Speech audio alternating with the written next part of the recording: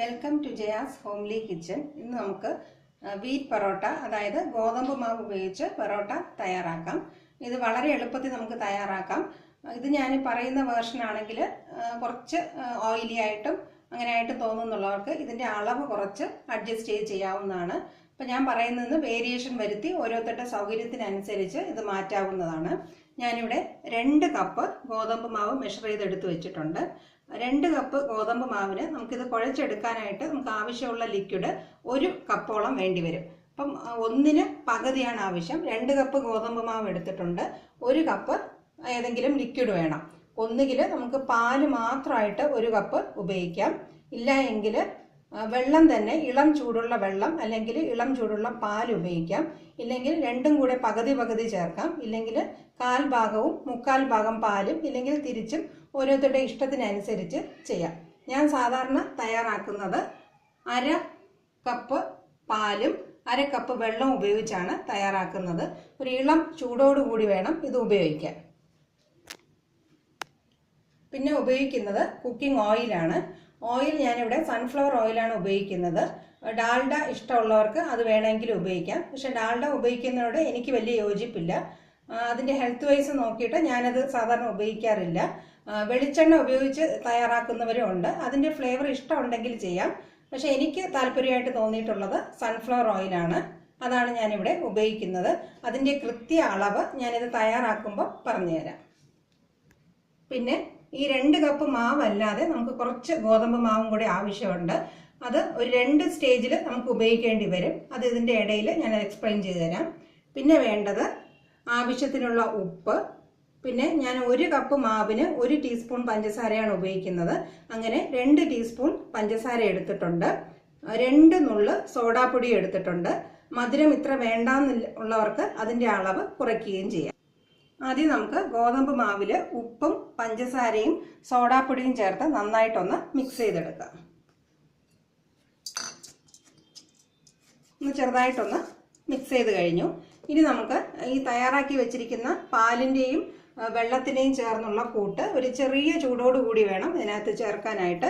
ഒരുപാട് ചൂടായിട്ട് ചേർക്കരുത്. ചേർക്കുകയാണെങ്കിൽ മാവ് ഒന്ന് വെന്ത് പോയതുപോലെ ആവും. നമ്മുടെ പൊറോട്ടയുടെ ടേസ്റ്റ് തന്നെ മാറിക്കിട്ടുകയും ചെയ്യും.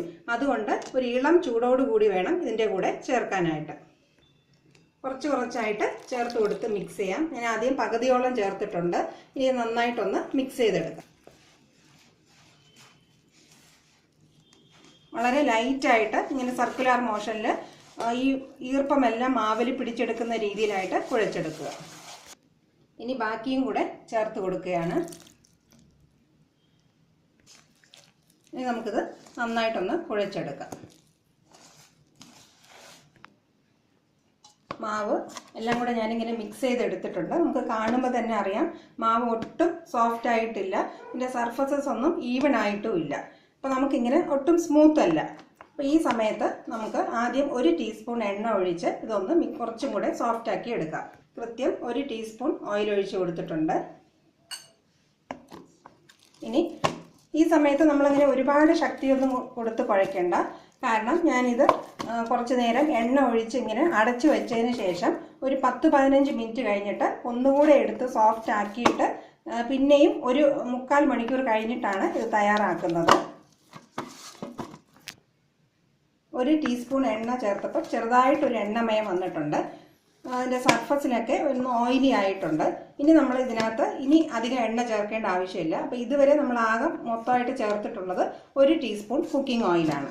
ഇനി അത് ചേർത്തിട്ട് നമ്മൾ ചെറുതായിട്ടൊന്ന് ഈ സൈഡിലുള്ളതെല്ലാം ഒന്ന് ചേർത്തെടുത്ത് ഒന്ന് സ്മൂത്ത് ആക്കിയിട്ട് ഒരു നനഞ്ഞ തുണി കൊണ്ട് ഇത് നമുക്ക് അടച്ചു വയ്ക്കാം. ഇങ്ങനെ ഒരു 15 മിനിറ്റ് നമുക്കിത് അടച്ചു വയ്ക്കാം. ഇനി നമുക്ക് ഈ നനഞ്ഞ തുണി കൊണ്ട്, നല്ല വൃത്തിയുള്ള ഒരു നനഞ്ഞ തുണി കൊണ്ട്, ഒരുപാട് വെള്ളം അതിനകത്ത് വരാൻ പാടില്ല, ജസ്റ്റ് ഒന്ന് നനഞ്ഞിരുന്നാൽ മതി. അതുകൊണ്ട് ഇതൊന്ന് പൊതിഞ്ഞു വയ്ക്കാം. ഇങ്ങനെ ഒരു 15 മിനിറ്റ് അടച്ചു വയ്ക്കാം. അതിനുശേഷം നമുക്ക് മാവെടുത്ത് ഒന്ന് നന്നായിട്ടൊന്ന് കുഴച്ച് 45 മിനിറ്റ് മാറ്റി വയ്ക്കാം. മാവ് മിക്സ് ചെയ്ത് വെച്ചിട്ട് 15 മിനിറ്റായി. അതിലിട്ടിരുന്ന നനഞ്ഞ തുണി മാറ്റിയിട്ടുണ്ട്. ഇനി ഈ മാവെടുത്ത് നമുക്കൊന്ന് നല്ല സോഫ്റ്റ് ആക്കി എടുക്കാൻ വളരെ എളുപ്പമായിരിക്കും. കാരണം ഇതിലുള്ള ഈർപ്പമൊക്കെ ഇറങ്ങി വന്നിട്ടുണ്ട്, മാവ് കുറച്ചൊന്ന് സോഫ്റ്റ് ആയിട്ടുണ്ട്. പഞ്ചസാര ചേർത്തിട്ടുള്ളതുകൊണ്ട് മാവ് കുറച്ചും കൂടെ നമുക്ക് എളുപ്പത്തിൽ സോഫ്റ്റ് ആയി കിട്ടും. ഇനി നമുക്കിതൊരു 2-3 മിനിറ്റ് നന്നായിട്ടൊന്ന് കുഴച്ചെടുക്കാം.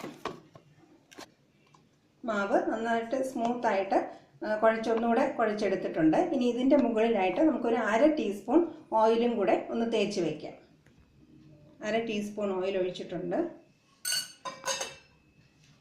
ഇനി അതൊന്ന് ഈ മാവ് ഒന്ന് ഉണങ്ങാതിരിക്കാനായിട്ട് നല്ല സോഫ്റ്റായിട്ടാകാൻ വേണ്ടിയിട്ട് ഇങ്ങനെ ഒന്ന് തേച്ച് വയ്ക്കാം. വച്ചിട്ട് നമ്മൾ നേരത്തെ ഉപയോഗിച്ചിരുന്ന അതേ നനഞ്ഞ തുണി ഇതൊന്ന് മൂടിയിട്ട് ഒരു 45 മിനിറ്റ് മാറ്റി വയ്ക്കാം. 45 മിനിറ്റ് സമയം കഴിഞ്ഞിട്ടുണ്ട്. ഇനി നമുക്കിത് മാവ് ഒന്ന് ചെറുതായിട്ടൊന്നുകൂടി കുഴച്ചെടുക്കാം. മാവ് നല്ല സോഫ്റ്റ് ആയിട്ടുണ്ട്. ഇനി ഒരു 1-2 മിനിറ്റ് ഇതൊന്ന് കുഴച്ചെടുക്കാം. മാവ് തയ്യാറായിട്ടുണ്ട്. ഇനി നമുക്കിത് മാറ്റി വയ്ക്കാം.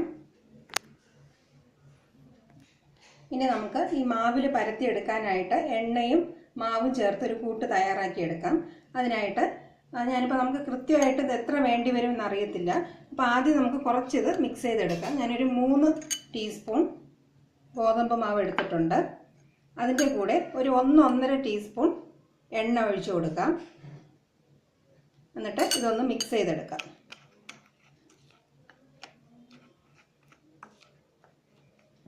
ഇനി ഇതിൻ്റെ കൂടെ 1 ടീസ്പൂൺ ഓയിലും കൂടെ ഒഴിക്കുകയാണ്. നമുക്ക് കുറച്ച് ലൂസായിട്ട് ഒരു കൂട്ട് തയ്യാറാക്കി എടുക്കാനാണ്. ഇനി 1 ടീസ്പൂണും കൂടെ ഒഴിച്ച് മിക്സ് ചെയ്തെടുക്കാം. ഇതിപ്പോൾ കുറച്ച് തിക്കായിട്ടുണ്ട്. ഇതിനെ നമുക്ക് കുറച്ചും കൂടെ ലൂസാക്കാനായിട്ട് 1 ടീസ്പൂണും കൂടെ ഒഴിച്ചു കൊടുക്കാം. അപ്പോൾ ഏകദേശം ഒരു 3 ടീസ്പൂൺ മാവിന് ഒരു 4-5 ടീസ്പൂണോളം എണ്ണയും കൂടെ ചേർത്ത് നമുക്കിത് മിക്സ് ചെയ്ത് വയ്ക്കാം. ഇനി നമുക്ക് മാവ് ചെറിയ ഉരുളകളായിട്ട് മാറ്റിയെടുക്കാം. ഈ ഒരു സൈസിലുള്ള ഉരുളയായിട്ട് എടുക്കാം. ചെറുതായിട്ടോ വലുതായിട്ടോ ഓരോരുത്തരുടെ ഇഷ്ടത്തിനനുസരിച്ച് തയ്യാറാക്കാവുന്നതാണ്. ഏകദേശം 8 ഉരുളകളാക്കിയിട്ടുണ്ട്. കുറച്ചും കൂടെ ചെറുതാക്കി വേണമെങ്കിൽ 10 വേണമെങ്കിലും തയ്യാറാക്കിയെടുക്കാം. ഇനി നമുക്ക് ഓരോ ഉരുള എടുക്കാം. എടുത്ത് കൈ കൊണ്ട് ഒന്ന് സ്മൂത്ത് ചെയ്തെടുത്തതിന് ശേഷം മാവിൽ ഒന്ന് മുക്കിയെടുക്കാം. നമ്മുടെ ഈ സാധാരണ ഗോതമ്പ് പൊടിയിൽ, അതായത് എണ്ണ ചേർത്ത് മിക്സ് ചെയ്യാത്ത ഗോതമ്പ് പൊടിയിലൊന്ന് ഇങ്ങനെ ജസ്റ്റ് ഒന്ന് പുരട്ടിയെടുക്കാം. ഇനി നമുക്കിത് പരത്തിയെടുക്കാം. ഒരുപാട് ചെറുതായിട്ട് പരത്തണ്ട, ഒരുപാട് തിന്നാക്കുകയും വേണ്ട. നമ്മൾ സാധാരണ ചപ്പാത്തി പരത്തുന്നത് പോലെ തന്നെ ആ സൈസിൽ നമുക്കിത് പരത്തിയെടുക്കാം. അങ്ങനെ സാധാരണ ഒരു ചപ്പാത്തിയുടെ വലിപ്പത്തിൽ ഞാനിത് പരത്തിയെടുത്തിട്ടുണ്ട്. ഇനി ഇതിൻ്റെ മുകളിലായിട്ട് നമ്മൾ തയ്യാറാക്കി വെച്ചിരിക്കുന്ന എണ്ണയും മാവും ചേർത്തുള്ള കൂട്ട് കുറച്ചെടുത്തൊന്ന് സ്പ്രെഡ് ചെയ്ത് കൊടുക്കാം. ആദ്യം വളരെ കുറച്ചെടുക്കുക, ആവശ്യത്തിന് മാത്രം നമുക്കിത് മിക്സ് ചെയ്താൽ മതി. കുറച്ചെടുത്തിട്ട് കൈകൊണ്ട് തന്നെ നന്നായിട്ട് ഇതൊന്ന് സ്പ്രെഡ് ചെയ്ത് കൊടുക്കാം. ഇപ്പോൾ നമുക്കിത് സ്പ്രെഡ് ചെയ്യുന്ന സമയത്ത് കുറച്ച് തിക്കായിട്ട് തോന്നുന്നുണ്ട്, അതുകൊണ്ട് ഞാൻ കുറച്ച് ഓയിലും കൂടെ ചേർത്തിട്ടുണ്ട്. എന്നിട്ട് നമുക്കിതൊന്ന് സ്പ്രെഡ് ചെയ്ത് കൊടുക്കാം. ഇനി ഇത് എളുപ്പമായിട്ട് നമുക്ക് സ്പ്രെഡ് ചെയ്ത് കൊടുക്കാൻ പറ്റും. ഫുള്ളായിട്ട് ഇതൊന്ന് സ്പ്രെഡ് ചെയ്ത് കൊടുക്കണം. ഏകദേശം ഒരു ചപ്പാത്തിക്ക് ഒന്ന് സ്പ്രെഡ് ചെയ്തെടുക്കാനായിട്ട് ഞാൻ 1/2 ടീസ്പൂണോളം ഉപയോഗിച്ചിട്ടുണ്ട്. ഇനി നമുക്കിപ്പോൾ കാണാം ഫുള്ളായിട്ട് ഞാനിത് സ്പ്രെഡ് ചെയ്ത് കൊടുത്തിട്ടുണ്ട്. ഇനി ഒരു കത്തി ഉപയോഗിച്ച് ഈ ഒരു ചപ്പാത്തിയെ നമുക്ക് 5-6 പീസായിട്ട് ലെങ്ത് വൈസായിട്ട് കട്ട് ചെയ്തെടുക്കാം. കുറച്ച് വീതിക്ക് തന്നെ കട്ട് ചെയ്ത് കൊടുക്കുക. നമ്മൾ എടുത്തിട്ടുള്ള ചപ്പാത്തിയുടെ സൈസിനായിട്ട് ഞാനിപ്പോൾ ഇതിന് 6 കട്ട് ചെയ്തിട്ടുണ്ട്. ഈ 6 പീസും ഫുള്ളായിട്ടാണ് ഞാൻ കട്ട് ചെയ്തെടുത്തിരിക്കുന്നത്. ഇങ്ങനെ ഓരോന്നും നമുക്കിങ്ങനെ പീസായിട്ട് തന്നെ കിട്ടണം. ഇനി നമുക്ക് ഓരോ പീസായിട്ട് എടുത്ത് ഓരോന്നിൻ്റെ മുകളിലായിട്ട് വെച്ച് ഇങ്ങനെ അടുക്കാം. അപ്പം അഥവാ 2 സൈഡും ഇത് എത്തിപ്പറ്റുന്നില്ലെങ്കിൽ കുറച്ചൊന്ന് സ്ട്രെച്ച് ചെയ്ത് കൊടുത്ത് ഇങ്ങനെ നമുക്കിതൊന്ന് ഒട്ടിപ്പിടിപ്പിക്കാം. അടുത്ത പീസും ഇതുപോലെ വെച്ച് കൊടുക്കുക. നമുക്ക് വളരെ എളുപ്പത്തിൽ തന്നെ ചെയ്തെടുക്കാം. ചെറുതായിട്ടുള്ളത് ഇങ്ങനെ മുകളിലേക്ക് വെച്ച് ഇങ്ങനെ ഒട്ടിച്ചു കൊടുക്കുക. അടുത്തതും എടുത്തിട്ട് ഇതുപോലെ, അഥവാ പൊട്ടിപ്പോയാലും കുഴപ്പമില്ല, കാരണം ഇത് ഒട്ടിപ്പിടിച്ചോളും. ഇങ്ങനെ 6 പീസും ഒന്നിൻ്റെ മുകളിലായിട്ട് വെച്ച് ഇങ്ങനെ ഒട്ടിച്ചെടുത്തിട്ടുണ്ട്. ഇനി സൈഡൊക്കെ ചെറുതായിട്ടൊന്ന് ഇങ്ങനെ ഒതുക്കി കൊടുക്കാം. ഇനി ഈ 6 പീസും കൂടെ ഒന്നിച്ചായിട്ട് ഇങ്ങനെ 2 എൻഡിലും ഇങ്ങനെ ഒന്ന് ജസ്റ്റ് ഒന്ന് പിടിക്കുക. പിടിച്ചിട്ട് നമുക്ക് സ്ട്രെച്ച് ചെയ്യാൻ പറ്റുന്ന അത്രയും ഒന്ന് സ്ട്രെച്ച് ചെയ്ത് കൊടുക്കുക. കാരണം ഇത് ഗോതമ്പ് മാവ് മാത്രം ആയതുകൊണ്ട് ഒരുപാട് സ്ട്രെച്ച് ചെയ്ത് കിട്ടത്തില്ല. എന്നാലും നമുക്ക് പറ്റുന്ന അത്രയും കുറച്ചും കൂടി ഇതിനെ ഒന്ന് സ്ട്രെച്ച് ചെയ്തെടുക്കാം. ഇനി ഒരറ്റം ഇങ്ങനെ പിടിച്ചിട്ട് ഇതിൻ്റെ ചുറ്റോടെടുത്ത് ഇങ്ങനെ നല്ല ടൈറ്റായിട്ട് ഇതൊന്ന് കൊണ്ടുവരാം. ഇങ്ങനെ ഒരു സർക്കിൾ പോലെ ആക്കി എടുക്കാം. എടുത്തിട്ട് ഈ അറ്റത്തെ വശം അടിയിൽ കൊണ്ടുവന്ന് ഒട്ടിക്കുക. അപ്പം ഇങ്ങനെ നമുക്കൊരു ഷേപ്പിൽ കിട്ടും. ഇത് ഇനി കുറച്ച് കൈ കൊണ്ട് ചെറുതായിട്ടൊന്ന് പ്രസ് ചെയ്ത് കൊടുക്കാം. ഇങ്ങനെയാണ് നമുക്കിത് കിട്ടുന്നത്. ഇങ്ങനെ എല്ലാ മാവും ഇതുപോലെ നമുക്ക് തയ്യാറാക്കി വച്ചതിന് ശേഷം ഓരോന്നായിട്ട് പരത്തി ചുട്ടെടുക്കാം. ഇനി ഞാനിപ്പോൾ ഇത് പരത്തി എടുക്കുന്നത് കാണിച്ചു തരാം. ഇതിപ്പോൾ നമ്മൾ കൈ കൊണ്ട് ചെറുതായിട്ടൊന്ന് പ്രസ് ചെയ്ത് കൊടുക്കുക. നമുക്ക് വേണമെങ്കിൽ ഇത് കൈ കൊണ്ട് തന്നെ പരത്തിയെടുക്കാവുന്നതാണ്. ഇനി ഇതിൻ്റെ മുകളിലായിട്ട് മാവ് വിതറാതെ തന്നെയാണ് പരത്തിയെടുക്കേണ്ടത്. ഒരുപാട് നമ്മൾ പ്രഷർ കൊടുക്കുകയാണെങ്കിൽ ഈ ലെയേഴ്സ് എല്ലാം നമുക്ക് നന്നായിട്ട് കിട്ടത്തില്ല. അതുപോലെ ഇത് തിരിച്ചും മറിച്ചും ഇട്ട് പരത്താനും പാടില്ല. ഇനി നമുക്കിത് പരത്തിയെടുക്കാം. ഒരേ വശം തന്നെയാണ് പരത്തിയെടുക്കേണ്ടത്. കുറച്ച് തിക്കായിട്ട് പരത്തിയെടുക്കുന്നതാണ് നല്ലത്. ഒരുപാട് തിന്നാക്കണ്ട. ഇപ്പോൾ ഓരോരുത്തരുടെ ഇഷ്ടമാണ്. കുറച്ച് തിന്നായിട്ടാണ് വേണ്ടതെങ്കിൽ അങ്ങനെ വേണമെങ്കിലും ചെയ്യാം. പക്ഷേ ഇത് കുറച്ച് തിക്കായിട്ട് ചെയ്തെടുക്കുമ്പോഴായിരിക്കും നല്ല സോഫ്റ്റായിട്ട് തോന്നുന്നത്. ഇങ്ങനെ പരത്തിയെടുത്തിട്ടുണ്ട്. ഒരു പൊറോട്ട ഇങ്ങനെ പരത്തിയെടുത്തിട്ടുണ്ട്. ഇനി ഇപ്പം നമ്മളിവിടെ 2 സ്റ്റേജിൽ ഓയിൽ ചേർത്തിട്ടുണ്ട്. ആദ്യം മാവ് കുഴച്ച് വയ്ക്കാനായിട്ട് 1.5 ടീസ്പൂണോളം, പിന്നെ ഈ മാവിൻ്റെ കൂട്ടിൽ കുറച്ച് ഓയിൽ ചേർത്തിട്ടുണ്ട്. ഇനിയിപ്പം ഒരുപാട് ഓയിൽ വേണ്ടെന്നുള്ളവർക്ക് ഇത് എണ്ണയൊന്നും ചേർക്കാതെ തന്നെ ചുട്ടെടുക്കാവുന്നതാണ്. കുറച്ച് ഓയിൽ ഒഴിച്ച് വേണമെങ്കിൽ നമുക്കിത് ചുട്ടെടുക്കാം. ഇനി നമുക്ക് പൊറോട്ട ചുട്ടെടുക്കാം. അതിനായിട്ടൊരു ദോശക്കല്ല് ചൂടാക്കാൻ വെച്ചിട്ടുണ്ട്. ഇനി ശ്രദ്ധിക്കാനുള്ള കാര്യം, നമ്മൾ ഈ പരത്തിയിട്ടേക്കുന്ന അതേ വശം തന്നെ എടുക്കുക. ഈ വശമാണ് മുകളിൽ വരേണ്ടത്. അതുപോലെ നമുക്കിത് ഇട്ട് കൊടുക്കാം. ദോശക്കല്ല് നല്ല ചൂടായിട്ട് വേണം ഇരിക്കേണ്ടത്. അതിനുശേഷം പൊറോട്ട ഇട്ട് കൊടുത്ത് ഒരു വശം നന്നായിട്ട് വെന്ത് വന്നതിന് ശേഷം മാത്രം തിരിച്ചിട്ട് കൊടുക്കുക. ഒരു വശം വെന്ത് വന്നിട്ടുണ്ട്. ചെറുതായിട്ട് കുമ്പിളകളും വരുന്നുണ്ട്. ലെയേഴ്സ് എല്ലാം ഒന്ന് വിട്ട് വരുന്നുണ്ട്. ഈ സമയത്ത് നമുക്കിത് തിരിച്ചിട്ട് കൊടുക്കാം. ഞാനിപ്പോൾ ഇതിനകത്ത് കുറച്ച് ഓയിൽ അപ്ലൈ ചെയ്യാണ്. വേണ്ടെങ്കിൽ അത് ഒഴിവാക്കുകയും ചെയ്യാം. വളരെ കുറച്ച് ഒഴിച്ച് കൊടുക്കാം. എന്നിട്ട് അതൊന്ന് തേച്ച് കൊടുക്കാം. അടുത്ത വശവും ഇതുപോലെ തിരിച്ചിട്ട് കൊടുക്കാം. നമുക്ക് ലെയേഴ്സ് നന്നായിട്ട് കാണാൻ പറ്റുന്നുണ്ട്. നമ്മൾ പഞ്ചസാര ചേർത്തിട്ടുള്ളതുകൊണ്ടാണ് ഈ ഒരു ബ്രൗൺ കളറിലുള്ള സ്പോട്ട്സ് കാണുന്നത്. 2 വശവും തിരിച്ച് മറിച്ച് വിട്ട് നന്നായിട്ട് നമുക്കിത് വേവിച്ചെടുക്കാം. ഫ്ലെയിം അഡ്ജസ്റ്റ് ചെയ്ത് കൊടുക്കുക. ആദ്യം നമ്മൾ നന്നായിട്ട് ഫ്ലെയിം കൂട്ടി വെച്ചിട്ടാണ് ഇട്ടത്. ഇനിയിപ്പം ചൂട് കൂടുതലായിട്ട് തോന്നുമ്പോൾ ഫ്ലെയിം കുറച്ചൊന്ന് കുറച്ച് കൊടുക്കുക. നമ്മുടെ പൊറോട്ട 2 വശവും നന്നായിട്ട് വെന്തിട്ടുണ്ട്. നമുക്കിനി പ്ലേറ്റിലേക്ക് മാറ്റാം. ഇതിപ്പോൾ നമുക്ക് കാണുമ്പോഴേ അറിയാം ലെയേഴ്സൊക്കെ നന്നായിട്ട് ഇപ്പോഴും തന്നെ വിട്ട് വരുന്നുണ്ട്. ഒരുപാട് സ്ട്രെയിൻ കൊടുക്കാതെ തന്നെ നമുക്ക് ചെറുതായിട്ട് ഇങ്ങനെ ഒന്ന്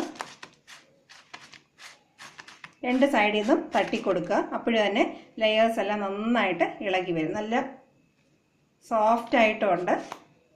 അങ്ങനെ നമ്മുടെ വീറ്റ് പൊറോട്ട തയ്യാറായി കഴിഞ്ഞു. ഇനി ബാക്കിയുള്ളത് ഞാൻ ഇതുപോലെ തയ്യാറാക്കി എടുക്കാൻ പോവുകയാണ്. വളരെ സോഫ്റ്റായിട്ടും ഒരുപാട് ലെയേഴ്സോട് കൂടിയുമുള്ള വീറ്റ് പൊറോട്ട തയ്യാറായി കഴിഞ്ഞു. നമുക്ക് വളരെ എളുപ്പത്തിൽ തന്നെ തയ്യാറാക്കി എടുക്കാം. പിന്നെ ഇതിനകത്ത് ചേർക്കുന്ന എണ്ണയുടെ അളവും പാലിൻ്റെ അളവും ഓരോരുത്തരുടെ ഇഷ്ടത്തിനനുസരിച്ച് ക്രമീകരിക്കാവുന്നതാണ്. ഇത് ചെയ്യുന്ന മെത്തേഡ് തന്നെയും വളരെ സിമ്പിളാണ്. ഈ റെസിപ്പി എല്ലാവർക്കും ഇഷ്ടപ്പെട്ട് കാണുമെന്ന് വിചാരിക്കുന്നു. ഇത് തീർച്ചയായിട്ടും എല്ലാവരും ട്രൈ ചെയ്ത് നോക്കുക.